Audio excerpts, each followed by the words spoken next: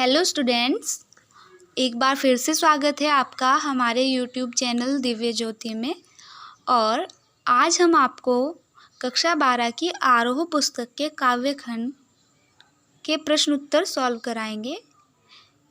काव्य खंड का पहला जो चैप्टर है वो हम आपको करा चुके हैं। इसकी दोनों जो पोएम है उनकी व्याख्या हमने अपनी पहली वीडियोज़ में कर दी है।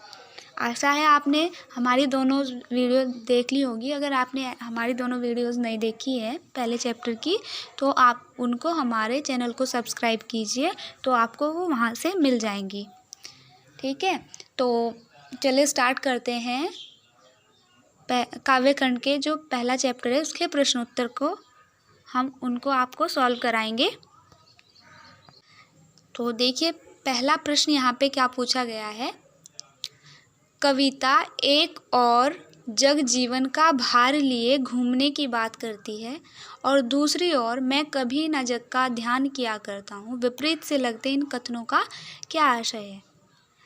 तो प्रश्न में क्या पूछा है ये बड़े ध्यान से समझने की बात है।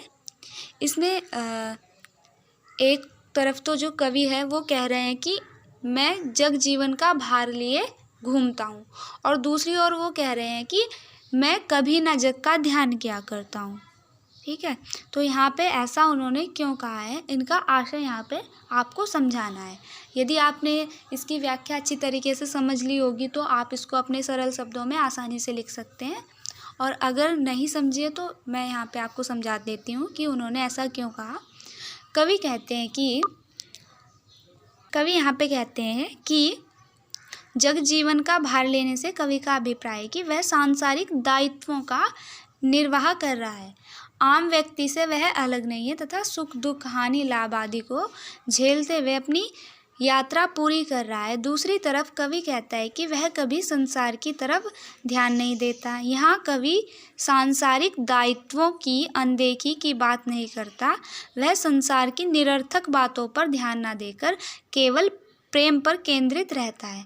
आम व्यक्ति सामाजिक बाधाओं से डरकर कुछ नहीं कर पाता, कवि सांसारिक बाधाओं की परवाह नहीं करता। अतः इन दोनों पंक्तियों के अपने निहितार्थ हैं, ये एक दूसरे के विरोधी ना होकर पूरक है। तो इसमें यह बात बताई गई है कि जो कवि है वो अपने जो उनके सांसारिक उत्तरदायित्व है उनको भली भांति जानते हैं और उनका निर्वाह भी वो करने के लिए हमेशा तत्पर रहते हैं। अर्थात वो जो उनके उत्तरदायित्व है उनको पूरा करने के लिए हमेशा तत्पर रहते हैं, और दूसरी ओर वो अपने प्यार प्रेम को सबको बांटना चाहते हैं। लेकिन जो ये संसार है वो उनको इस तरीके से प्यार प्रेम को बांटता देखकर उनके विषय में इधर उधर की बातें बनाते हैं। लेकिन कवि कहते हैं कि मैं उनकी बातों पर ध्यान नहीं देता हूँ, अर्थात मैं कभी भी जग का ध्यान नहीं करता हूँ। अर्थात उन्हें कोई फ़र्क नहीं पड़ता है कि लोग उनके बारे में क्या क्या बातें बोलते हैं। इसलिए यहाँ पे जग जीवन का भार और कभी ना जग का ध्यान किया करता हूँ विपरीत शब्द लग रहे हैं, लेकिन ये वास्तव में एक दूसरे के पूरक हैं। ठीक है, अब दूसरा प्रश्न देखते हैं। दूसरा प्रश्न है यहाँ पे, जहाँ पर दाना रहते हैं वहीं नादान भी होते हैं, कवि ने ऐसा क्यों कहा होगा। इसका उत्तर देखिए। नादान का अर्थ है मूर्ख। नादान यानी मूर्ख व्यक्ति सांसारिक मायाजाल में उलझ जाता है। मनुष्य इस मायाजाल को निरर्थक मानते हुए भी इसी के चक्कर में फंसा रहता है। संसार असत्य है, मनुष्य इसे सत्य मानने की नादानी कर बैठता है और मोक्ष के लक्ष्य को भूलकर संग्रह वृत्ति में पड़ जाता है। इसके विपरीत कुछ ज्ञानी लोग भी समाज में रहते हैं जो मोक्ष के लक्ष्य को नहीं भूलते, अर्थात संसार में हर तरह के लोग रहते हैं।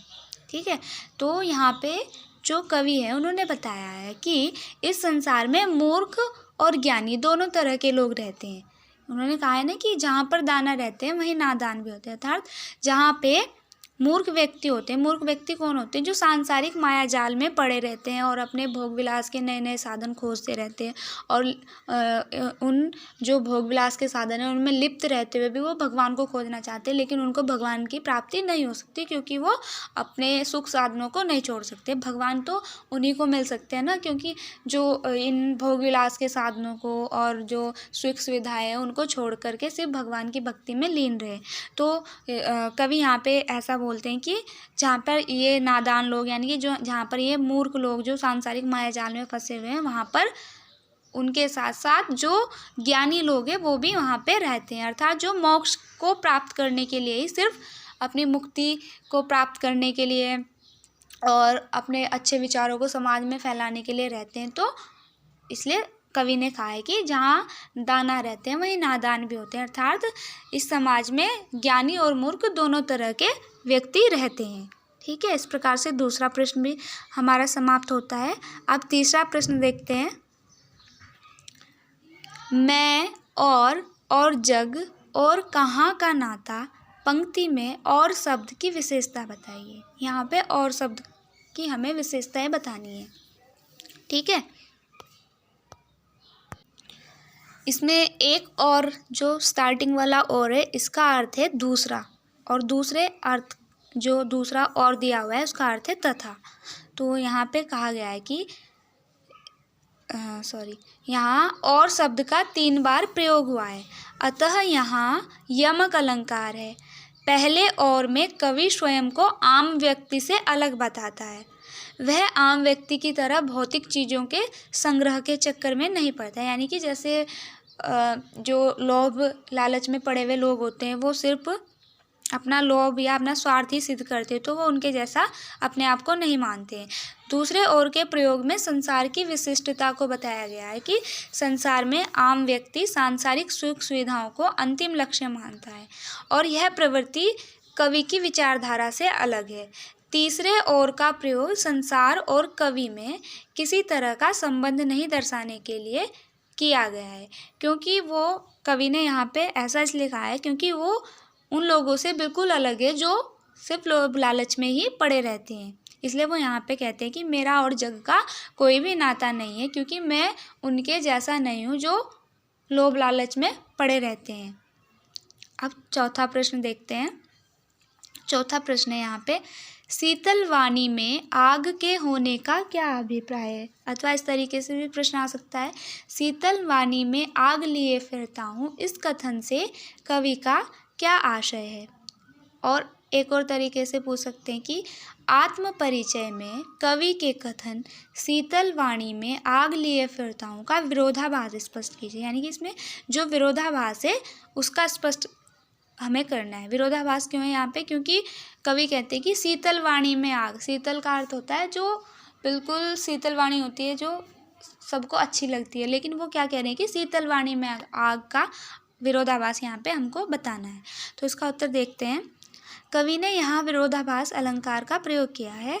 कवि की वाणी यद्यपि शीतल है, परंतु उसके मन में विद्रोह असंतोष का भाव प्रबल है।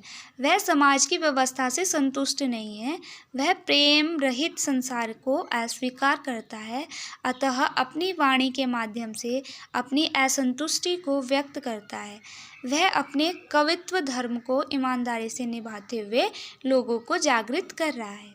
अर्थात कवि क्या कह रहे हैं कि इस संसार के लोगों की जो परंपराएं, संसार के जो लोगों ने जो नियम बनाए हैं, मैं उनसे बिल्कुल भी संतुष्ट नहीं हूँ और मैं उनको हमेशा प्यार प्रेम का संदेश ही देता हूँ, लेकिन जब वो मेरे इस तरीके के प्यार प्रेम के संदेश को नहीं मानते हैं, तो मेरी जो शीतल वाणी है, यानी कि जो मैं अपनी कविताओं में जो बातें लिखता हूँ, तो वो मेरे उन शीतल वाणी में आग के समान उनको मेरे शब्द लगते हैं। तो ऐसा यहाँ पे कहा है कवि ने। अब पांचवा प्रश्न है, बच्चे किस बात की आशा में नीड़ों से झांक रहे होंगे। ठीक है, नीड़ क्या होता है, घोंसला। तो जब पक्षी होते हैं वो, यानी कि जो चिड़िया होती है, वो अपने बच्चों को घोंसले में छोड़कर जाती है दाना पानी लेने के लिए, तो उस समय पे जो तो ये बात यहाँ पे बतानी है कि बच्चे किस बात की आशा में नीड़ों से झांक रहे होंगे। तो इसका उत्तर देखते हैं। पक्षी दिन भर भोजन की तलाश में भटकते फिरते हैं। उनके बच्चे घोंसलों में माता पिता की राह देखते रहते हैं कि माता पिता उनके लिए दाना लाएंगे और उनका पेट भरेंगे। साथ साथ वे माँ बाप के स्नेहिल स्पर्श पाने के लिए प्रतीक्षा करते हैं। छोटे बच्चों को माता पिता का स्पर्श व उनकी गोद में बैठना, उनका प्रेम प्रदर्शन भी असीम आनंद देता है। इन सब की पूर्ति के लिए वे नीड़ों से झांकते हैं। अर्थात जो पक्षी होते हैं वो सुबह ही निकल जाते हैं अपने बच्चों के लिए कि हमें अपने बच्चों के लिए दाना पानी लेना है, लेकिन उन्हें कहीं भी दाना पानी अगर नहीं मिलता है तो वो इधर उधर भटकते फिरते हैं। और जो उनके बच्चे होते हैं वो घोंसलों में रहते हैं, क्योंकि वो छोटे होते हैं, वो उड़ नहीं पाते हैं। उन्हें बस वो अपने माता पिता पर ही आश्रित होते हैं। तो वो अपने माता पिता की राह देखते हैं कि हमारे माता पिता हमारे लिए दाना लाएंगे और हमारा पेट भरेंगे। तो इसलिए जो बच्चे होते हैं चिड़िया के या पक्षियों के, तो वो इसी आशा से नीड़ों से झांक रहे होते हैं कि हमारे माता पिता हमारे लिए कुछ दाना पानी लेके आएंगे और हमारा पेट भरेंगे। ठीक है, इस तरीके से हमारा 5वां प्रश्न भी खत्म हुआ। अब लास्ट है, इस अध्याय का लास्ट प्रश्न है, 6वां प्रश्न है, दिन जल्दी जल्दी ढलता है की आवृत्ति से कविता की किस विशेषता का पता चलता है? तो इसका उत्तर देखते हैं कैसे लिखना है। दिन जल्दी जल्दी ढलता है की आवृत्ति से यह प्रकट होता है कि लक्ष्य की तरफ बढ़ते मनुष्य को समय बीतने का पता नहीं चलता। पथिक लक्ष्य तक पहुंचने के लिए आतुर होता है। इस पंक्ति की आवृत्ति समय के निरंतर चलायमान प्रवृत्ति को भी बताती है। समय किसी की प्रतीक्षा नहीं करता, अतः समय के साथ स्वयं को समायोजित करना प्राणियों के लिए आवश्यक है।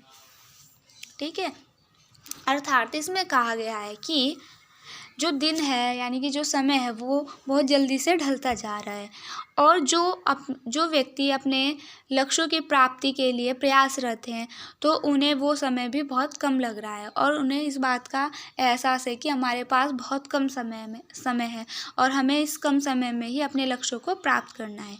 और दूसरी तरफ कुछ ऐसे व्यक्ति होते हैं जिनका कुछ लक्ष्य ही नहीं होता है, वो कुछ अपने जीवन में कुछ करना ही नहीं चाहते हैं, तो उनके पास जो समय होता है वो उन्हें बहुत ही मुश्किल से उनसे काटा जाता है, क्योंकि वो खाली पड़े रहते हैं। तो उन्हें वो जो समय होता है वो बहुत बड़ा दिखाई देता है कि हमारे पास बहुत समय है। लेकिन इसके विपरीत जो व्यक्ति अपने लक्ष्यों की प्राप्ति में लगा रहता है, उसे अपने लक्ष्य को प्राप्त करने के लिए जब वो कार्यरत रहता है तो उसे यह समय भी बहुत कम दिखाई देता है। इसलिए जो दिन जल्दी जल्दी ढलता है की आवृत्ति है, उससे यही पता चलता है कि मनुष्य अपने जो समय है उसको बीतने का पता ही नहीं चल रहा है, और वो अपने लक्ष्यों में इतना व्यस्त है कि उसे अपने लक्ष्य की प्राप्ति ही हर जगह दिखाई देती है, और वो अपने लक्ष्य को प्राप्त करने के लिए हर समय तत्पर रहता है। और उसे यह ज्ञात होता है कि हमारे पास बहुत कम समय है, तो वो अपने इस कम समय को भी एक अच्छे तरीके से समायोजित करता है और अपने लक्ष्य की प्राप्ति करता है। ठीक है, तो इस प्रकार से आपके जो आरोह पुस्तक का प्रथम अध्याय है वो समाप्त होता है। उसकी व्याख्या भी कर दी थी हमने पहले, और ये प्रश्न उत्तर भी इसके अच्छे से समाप्त हो गए हैं, और आशा है कि आपको ये अच्छे से समझ आए होंगे, और आप ध्यान लगाकर पढ़िए, मेहनत से पढ़िए, और मेरी यही कामना है कि आप अच्छे से ध्यान लगाकर पढ़ें। धन्यवाद।